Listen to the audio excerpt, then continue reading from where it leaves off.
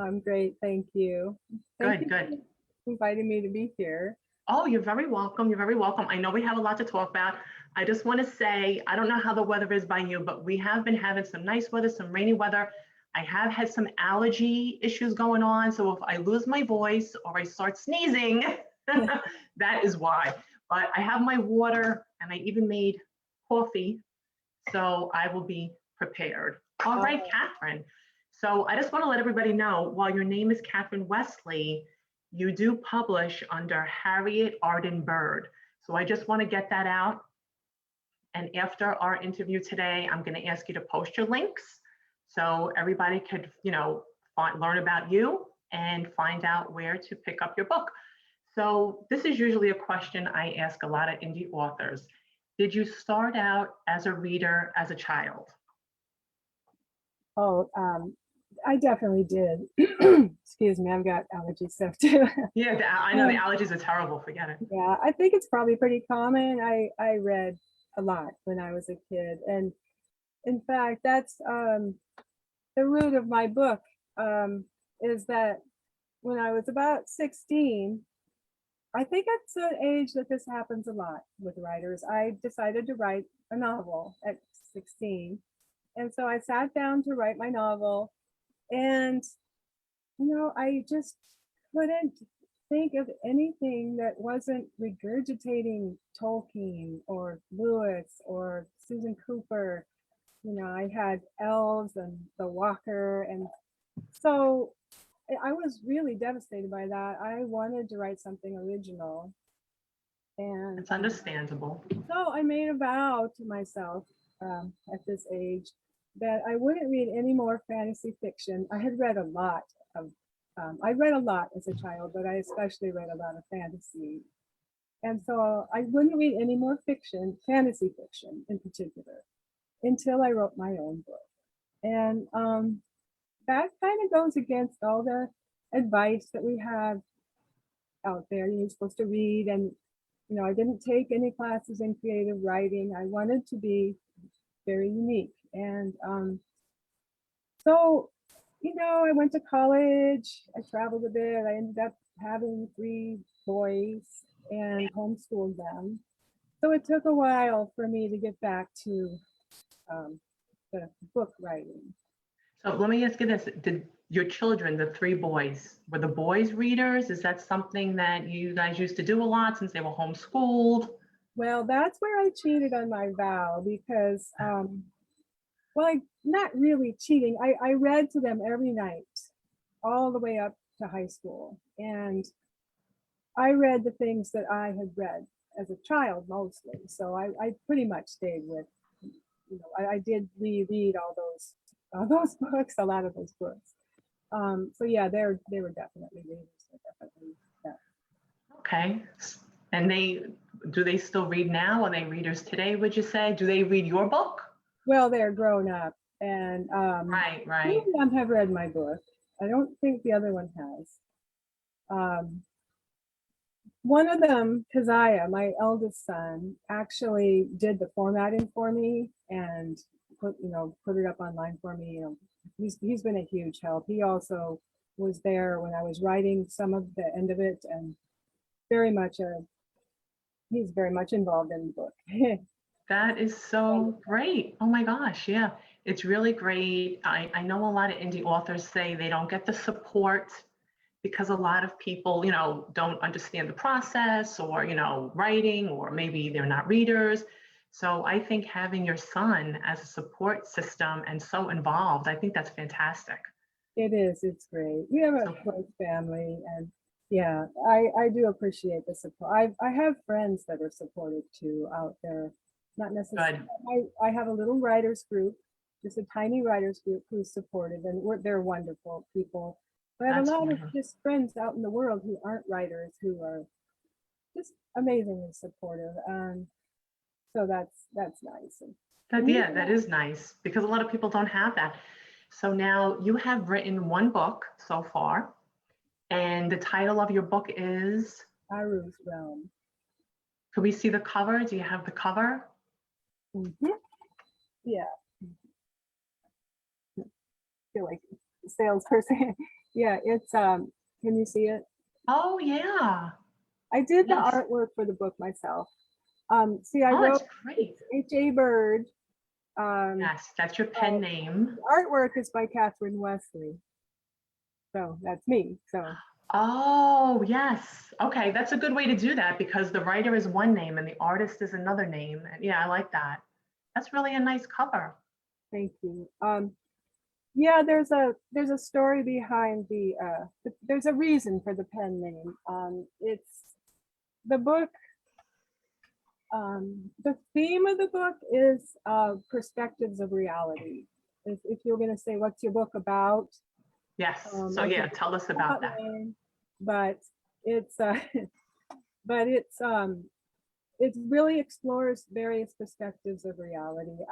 In my writing that I do, I have a blog and I write other things, you know. I tend to go back to perspective. That seems to be my theme overall.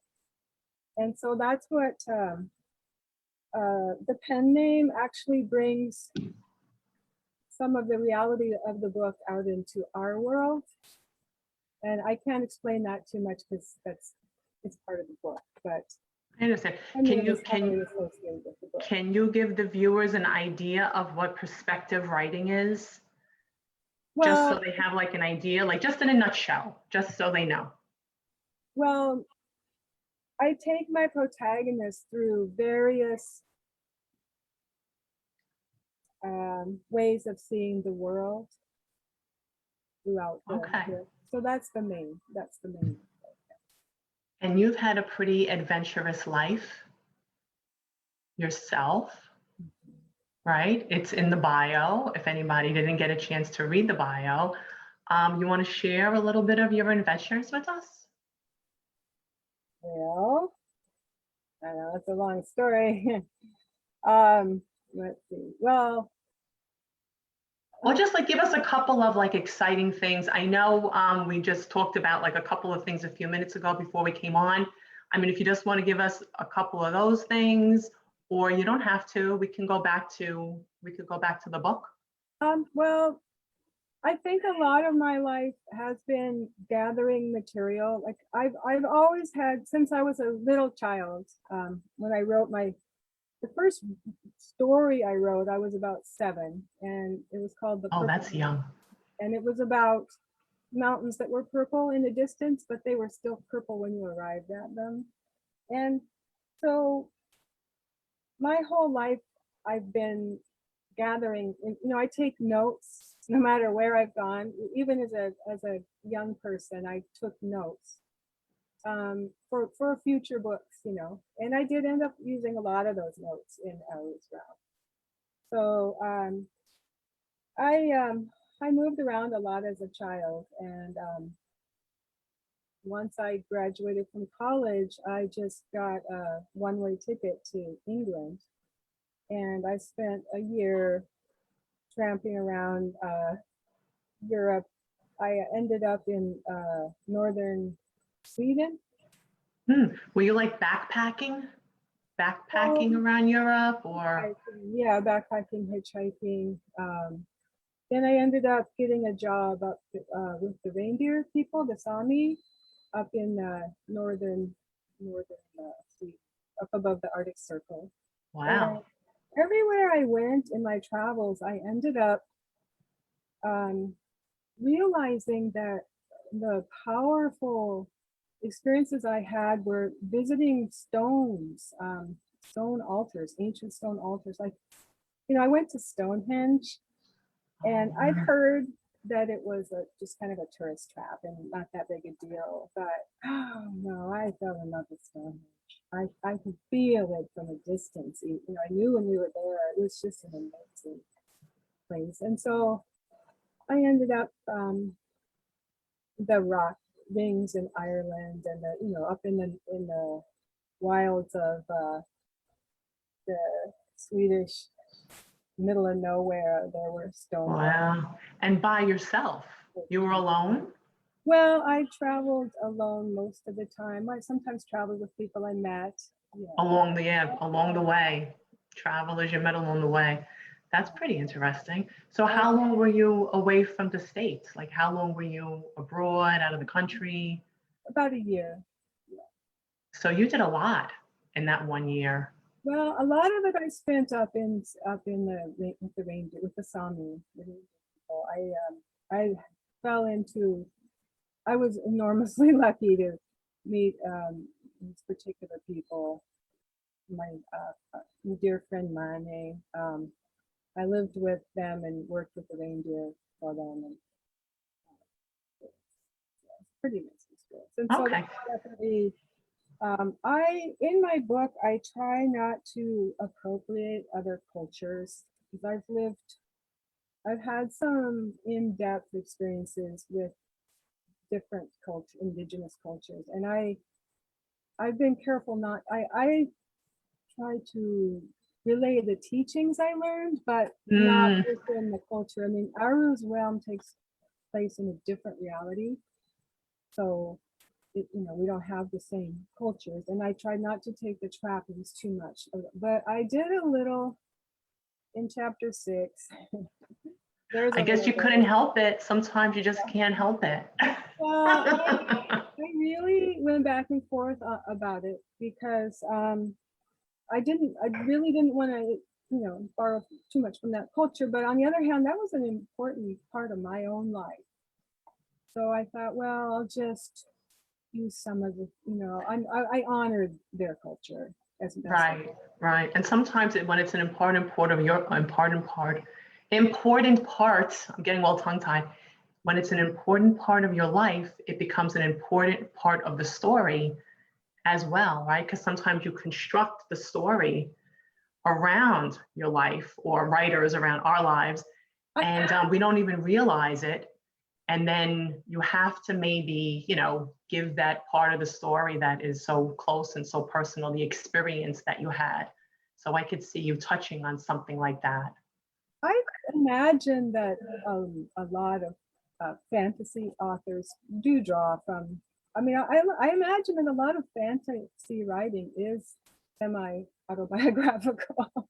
you know. Yeah, I think a lot of writing is, and a lot of writers we pull from personal experience or tidbits, or when we people watch. I don't know if you're a people watcher, but you pick up different things along the way from people, maybe habits, dialect, appearances, just those things I think help in writing. So you had a pretty interesting year after college. So that sounds like pretty cool.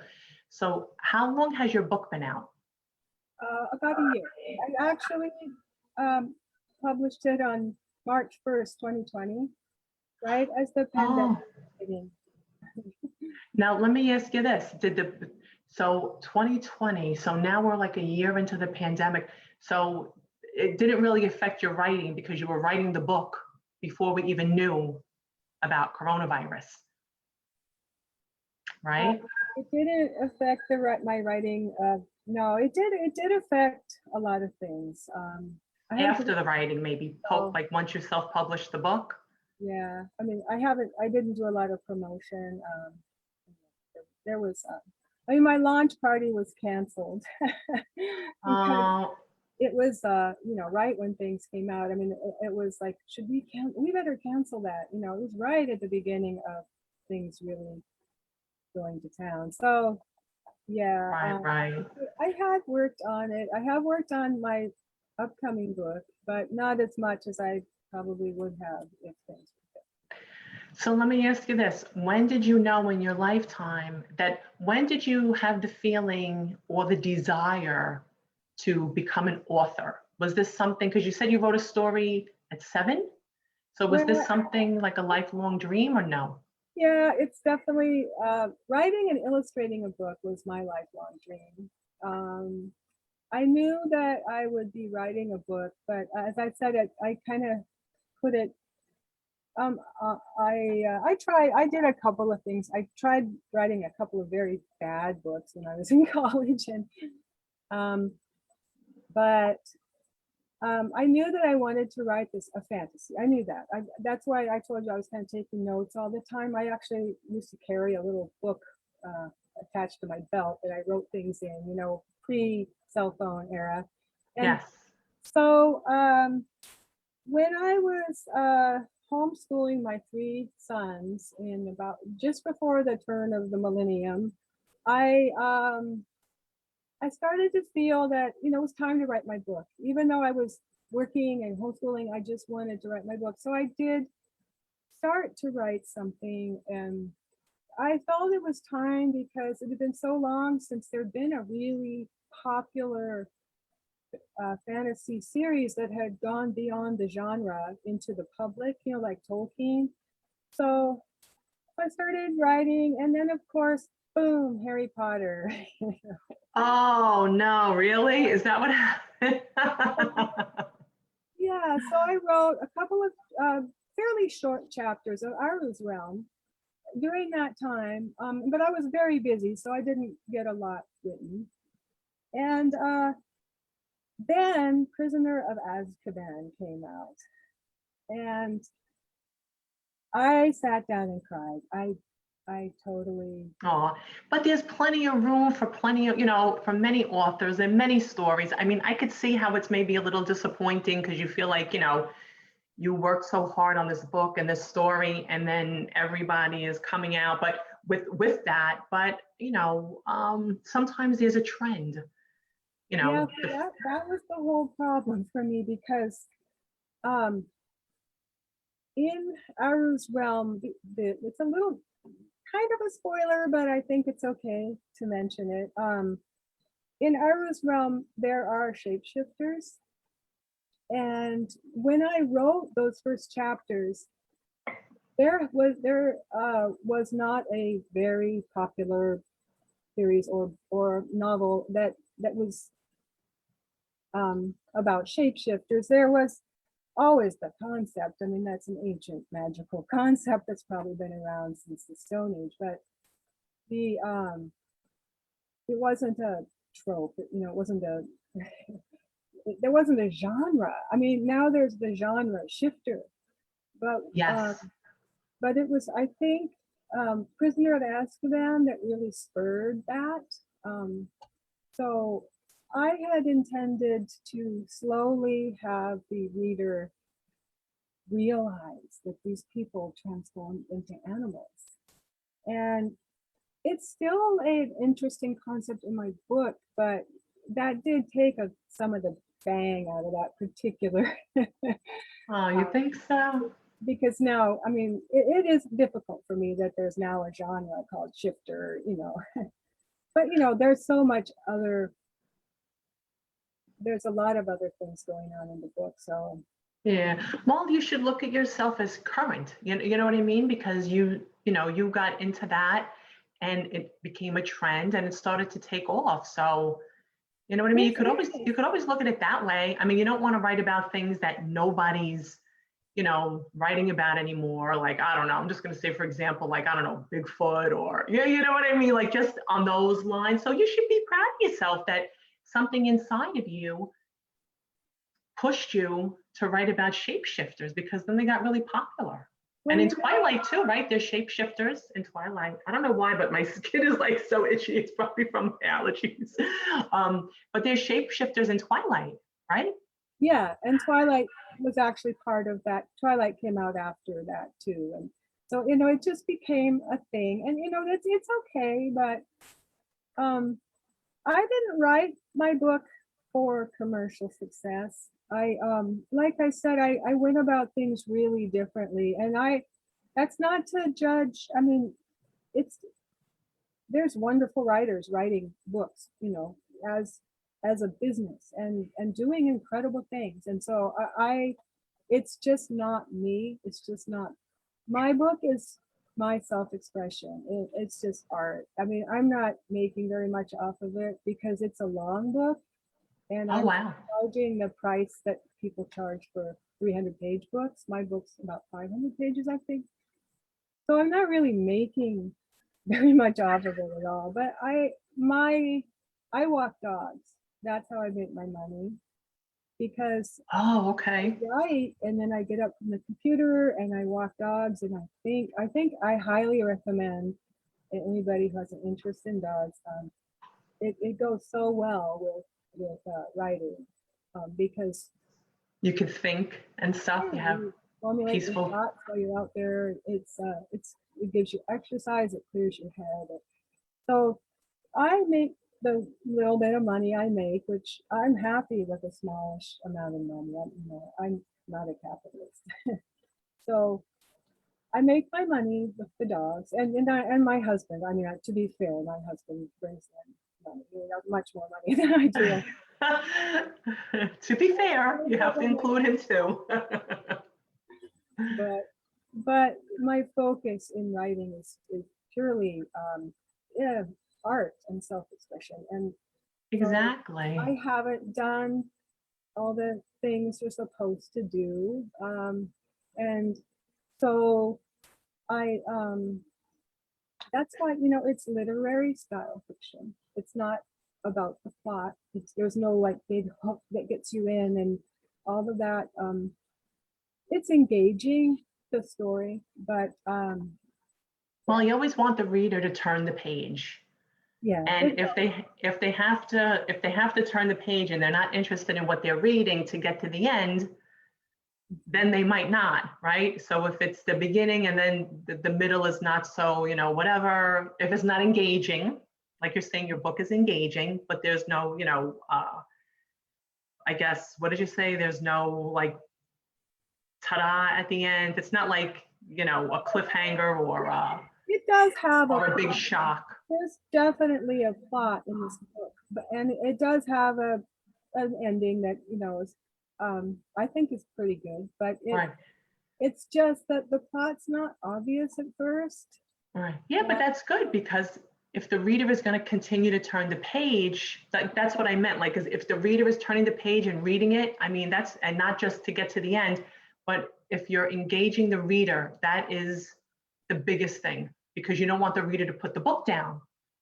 Yeah, it's my hope that people will enjoy the detail. It's a very visual story. It has a lot of art and texture.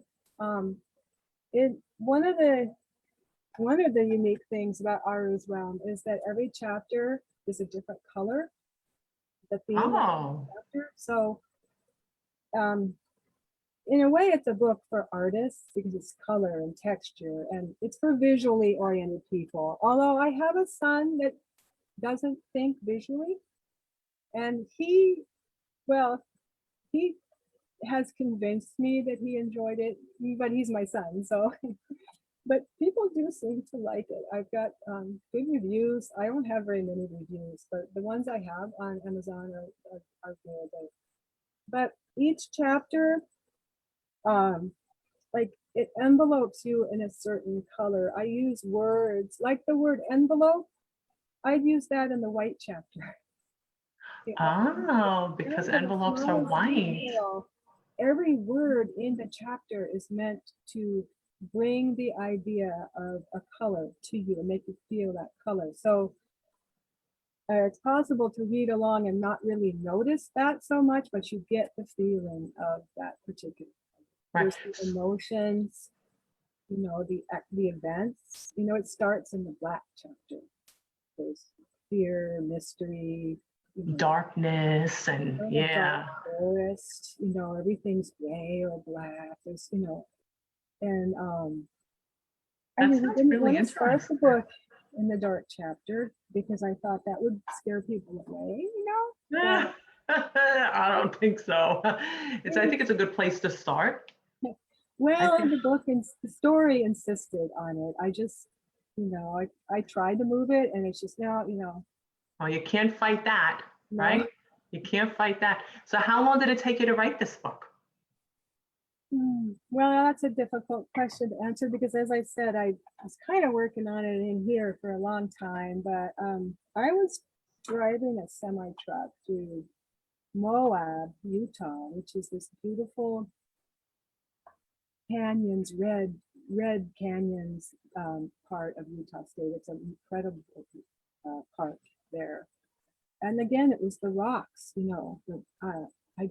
I was driving through all these beautiful rocks, and I just felt it's time to write my book. And I started writing the book while I was driving this truck. And that was about, well, I wrote the book for 4 years and I spent another year editing it. So I had an editor, Anita Holiday. She's an ideal editor for my book because she's very gentle. And this book is written with such, I've got all those words in there that need to be there, and she was she was a perfect person. I'm very thankful. That's great when you have a good relationship with the editor and the editor understands the story and understands your writing style. I think that's right. That's so important. You can't tell a story if the editor and you are on a different page. No pun intended. One of my members, our members of the writing group, our little group, he had an editor that was not a good fit. He paid a lot of money for her, and she just, I think he's a post-apocalyptic fiction writer, and I think she was a romance editor. It seemed like she. Oh. Yeah. Sometimes it takes time and you have to like sort out editors.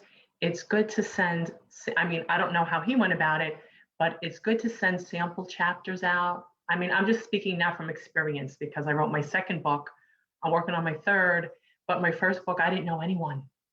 So I sent out some sample chapters, and then, you hear a lot about maybe somebody's gonna, people present themselves as editors or cover designers, and they're really not. So you can send your work to someone and then they're going to steal it. You never know. So when you don't know anybody and you're not in those groups, you can really have your work taken. So which is a very good point. So sample chapters, but now I found a wonderful editor. Oh my gosh, killing it right, Gina. She is phenomenal, and we are on the same page about things, and it's a wonderful fit. So I don't know, did he send out sample chapters or you're not sure? Because that's important. I mean, I want anybody that's watching that doesn't know, they might be watching this interview right now to try to get some tips and advice from a self-published author. You know what I mean? Like, you never know what you say is, it could really impact another author, aspiring author. So that's why I just want to get that point across. It's good to send out sample chapters first and see if you got that fit. But you know what? Let's not talk about him. Let's get back to your editing. But you edit your own books, correct? Is that what you said? Well, I had an editor. I mean, I spent a long time going back over and editing my book, but I also had an editor. But you added the one that is a good fit. That is a good fit with you. So she is the one that ultimately edited the book. So okay. Yeah. And I guess the way I wrote the book was probably a little unusual too. I just as long as we're talking about different ways of doing things, I did write an outline for my book. I carefully wrote an outline, and obviously I had a lot in my head. But when I wrote the book, I sat down and started at the beginning, wrote the first chapter, but the second chapter, I just wrote it straight through. I didn't do any jumping around. And because it took me a long time to write, it took so long because of the color thing. That was a lot of work to instill the color chapter. And where did you get that idea to make each chapter a different color? It just worked out that way? Well, that idea popped into my head when I decided to write the book, before the Harry Potter book, at that stage, when my kids were about 5-10 years old. It just popped into my head, and I think most people probably would have thought, oh, that's a funny idea, and then gone on with their lives. But I decided to do it, and I like challenges. That was certainly a challenge, and I had a lot of fun. I had so much fun writing Aru's Run. I cried when I finished. It was like a therapy for me to write that book. I had so much fun. I never had writer's block. It flowed And I didn't even go back and read what I'd written. I just kept Right. writing on and on. So during the editing, there was a couple of things I had obviously to fix that, but generally, I wanted each chapter so much to have a different feeling for each color. So I didn't go back and look at chapter 1 when I was in chapter 3 because the tone, I wanted the tone. I even wanted the style of writing to be a little different. You know, Right, right, sorts of words to express blue and red. You know. right. Well, I'll tell you, it does sound like a very interesting book. It sounds different, and we all are looking for something different. So it definitely sounds different, and it sounds interesting, especially the way you're describing it. So let me ask you this now. With your second book, the book that you're working on now, does that have anything to do with also like color in the chapter, or is that going to be something different? Um, I don't think I could. I think I pretty much used up my capabilities on Iris Room as far as the color. You know, there's everything. If you can think of a thing, it's probably in Iris Room somewhere. I could imagine that must have been so hard. What is the oddest color that you used or described in your book? Well, I pretty much, I used, I didn't have that many chapters. I have long chapters broken into Okay. sections. So each chapter is 50 pages long.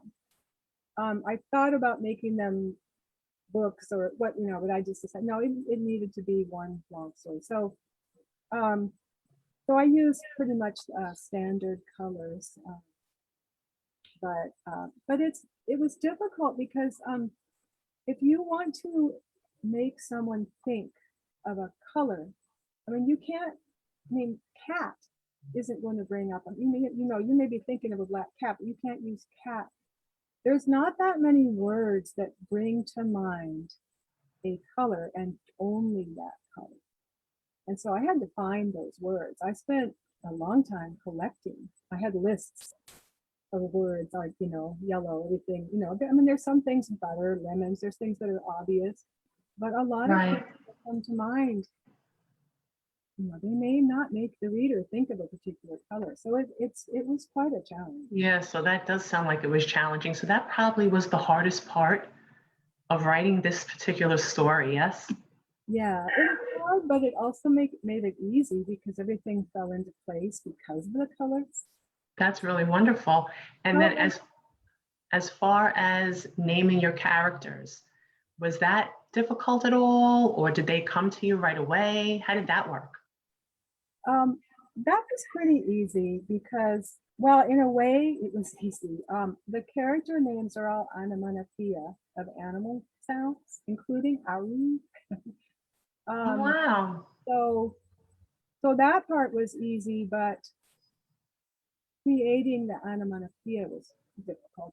I listened to animal howls and cries and actually sat there and broke it down phonetically Wow. and then tried to make it what I came up with be a name, work as a name also. So, Right, right. Yeah, that definitely also sounds very challenging. And the characters, you had them pictured in your head, or are your characters like a blur? I ask a lot of authors that too because I'm curious. Do they come crystal clear or no? well, that's kind of a funny thing because in my book, Aru and her grandmother are the only Caucasian people, well, not Caucasian, the only people with skin color like this.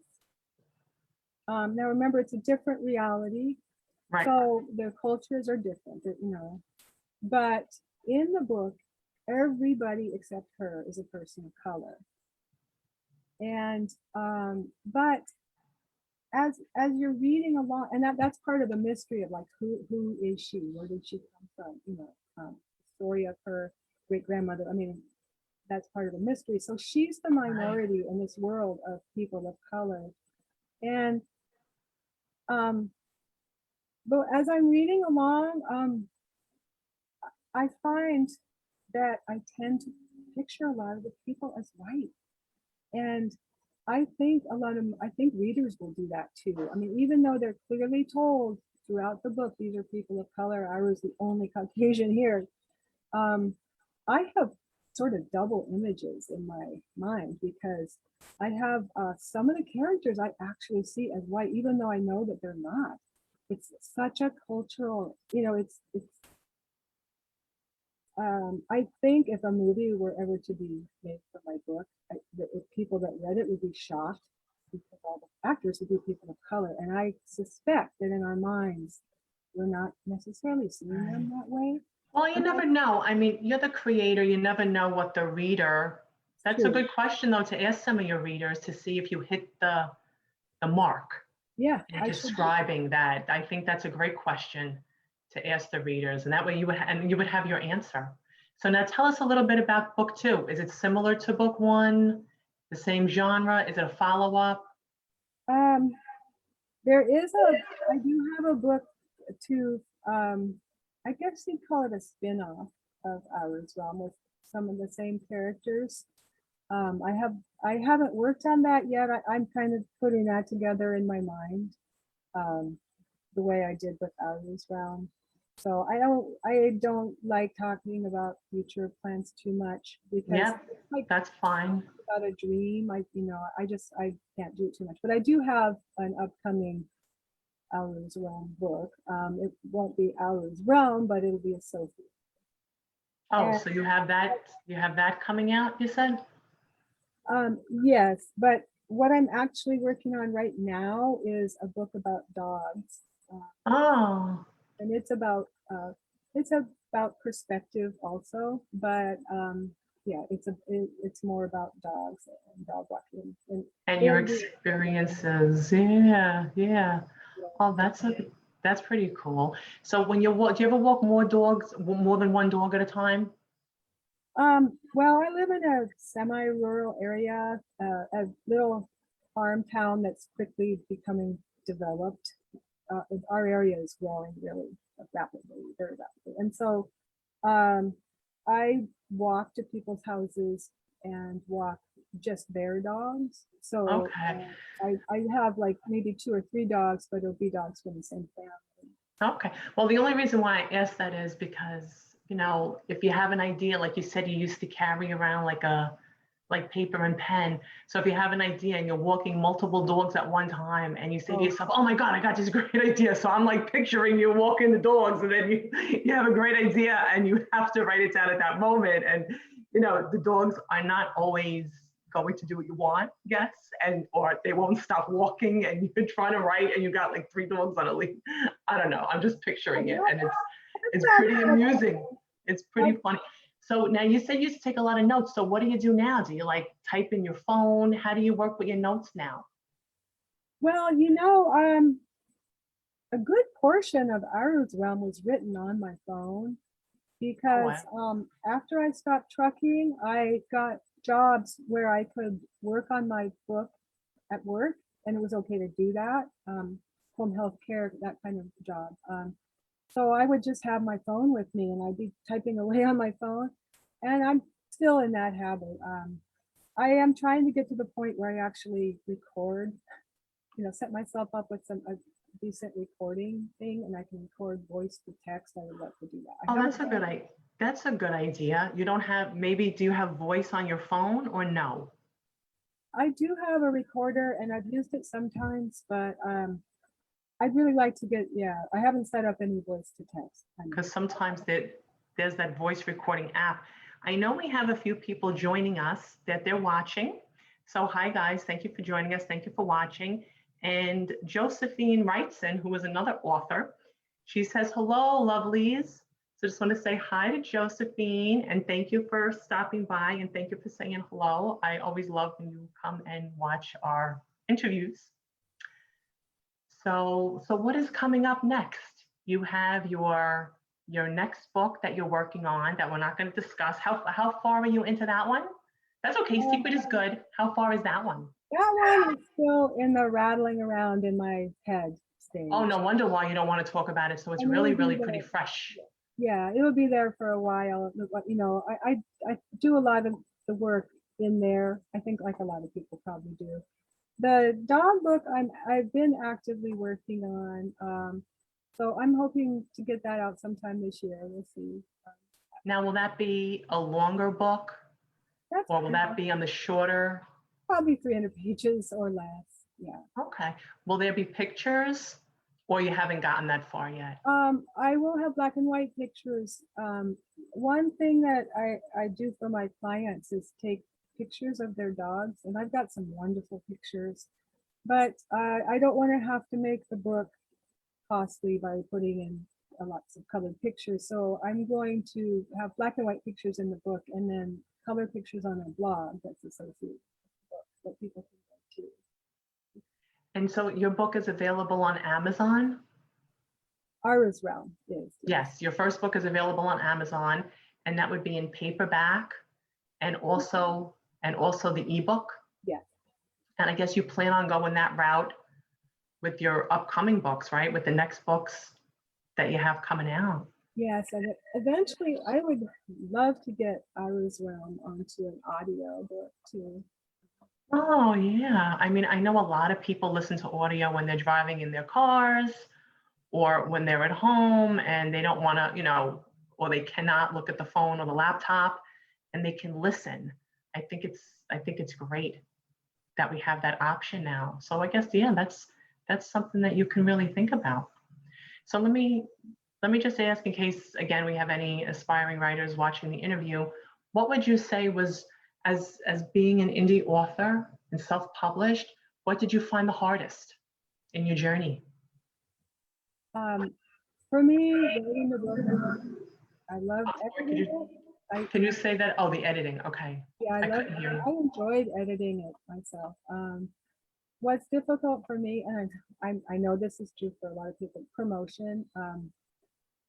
It's tuning your own horn is a little difficult for some people, and yeah. Well, you know what it is. Once you become an independent author, it's really your own business, and then you become a salesperson as well, because just like any item or anything, you have to sell it. And yeah, for some people that can be a little difficult, especially since writing is like a solo project and maybe not really, it's hard to put yourself out there. So you would say that was the hardest part. I so much so. I think most artists, it's rare to find an artist who is also a great business person. Those two things, they don't contradict, but they, personality wise, they're kind of on the opposite ends of a scale. So there are people who are wonderful at both, but I think a lot of artistic types need to really make an effort and really to learn. And it can definitely be done. Of course, there's so many people doing a great job.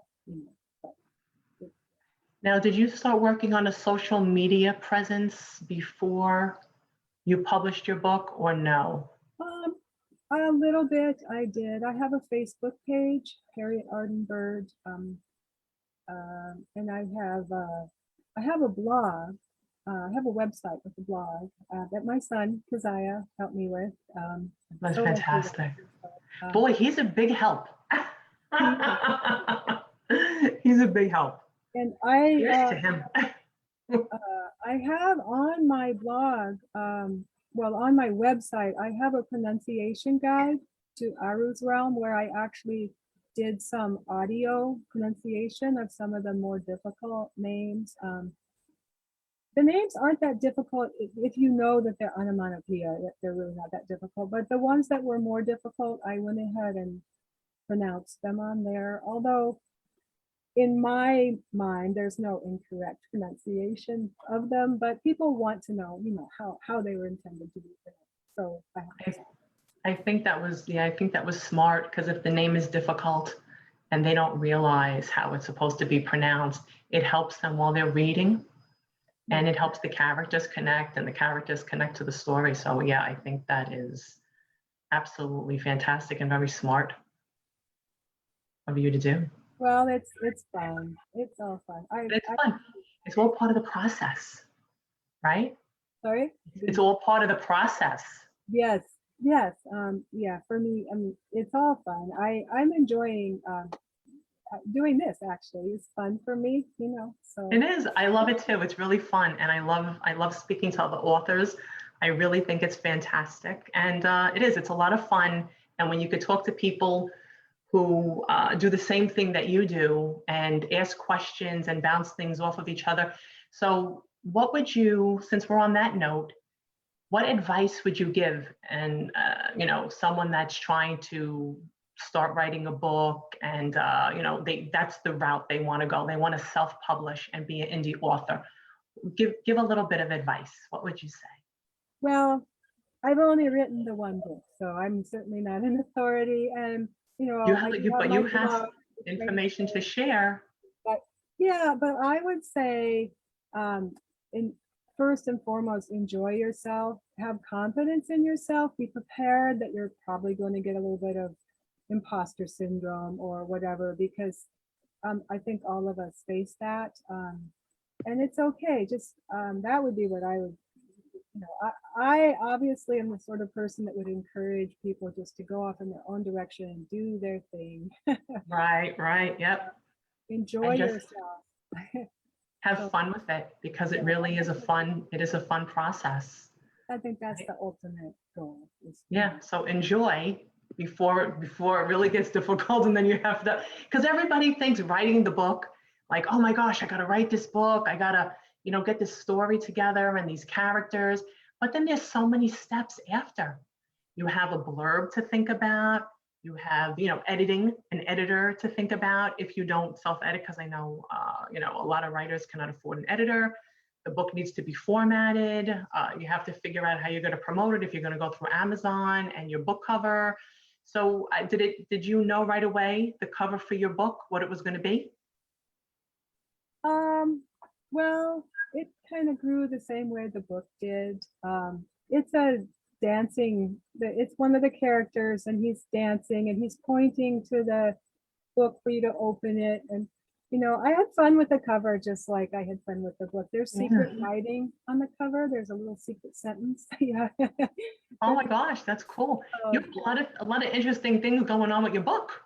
Well, there's a lot going on with it. Yeah. And that goes against one of the, you're supposed to kind of keep things, well, supposed to, but there's a lot going on in that book. It is definitely not a book for a lot of people. I have learned kind of skim when they read. Some people read very quickly, and they read like a book a day, or, and this book, I think that sort of reading is, you'd still get something out of this book, but the joy of Aru's one was in the detail and the little hidden meanings and the illusions, and there's a lot in it. And it's maybe not, how they say, kind to your reader. It's supposed to be easy on it. This book's not easy on the reader. I mean, there's a lot in it, and you're gonna have to pay attention or you miss a lot of things.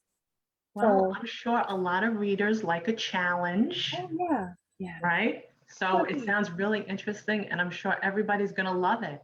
And guys, I am talking to Catherine Wesley, and her pen name is H.A. Byrd, for Harriet Arden Byrd. And Catherine, tell us again the title of your book that we could find on Amazon is? The title is Aru's Realm. ARUS REALM. Okay. And you know what would be great? Please add your links in the comments under this interview, and that way everyone knows where to find you, and everybody knows where to find your very interesting book, because I do think your book is very interesting. And for people, the genre is fantasy. Yes, literary fantasy. Correct. And that's very popular. So check it out, guys, and Catherine will add the link. And it was really a pleasure talking to you, and your book sounds amazing, and I wish you a lot of luck with it. Thank you, Stefanie. I appreciate so much this opportunity to be and talk to you. Oh, you got it. My pleasure. My pleasure. Your book sounds great, and I wish you a lot of luck in this book and your future endeavors. So we look forward to seeing you all along social media. So don't forget to add those links, okay? Okay, I will. Thank you so much. Thank you. And guys, thank you all for watching. Thank you for joining. And until next time, have a great day, everybody. And don't forget to look for H.A. Byrd. Okay, thanks. Bye, everybody.